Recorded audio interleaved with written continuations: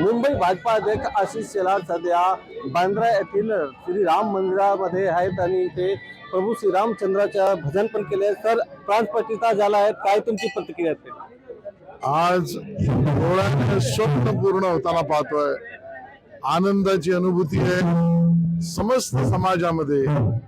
एका अर्थाने आनंद आहे की आपलं प्रभू रामचंद्राचं मंदिर आणि त्या ठिकाणची प्राणप्रतिष्ठापना पूर्ण झाली.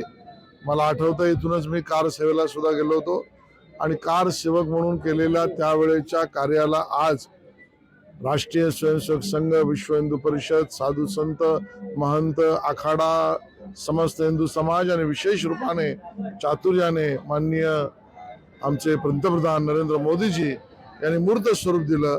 खूप समाधान आहे. उद्धव ठाकरे आज नाशिकमध्ये आहे. काळ्या मंदिरात जाऊन ते पूजा करणार आहेत. काय हे वाजवावं त्याने मंदिरात आरती करावी. शुभेच्छा. ठीक आहे. हे तो आशिष शेलार यांनी आज शुभेच्छा दिल्या आहेत. कॅमेरामॅन अजय मोहितेसह गोविंद ठाकूर, TV9 मराठी, मुंबई.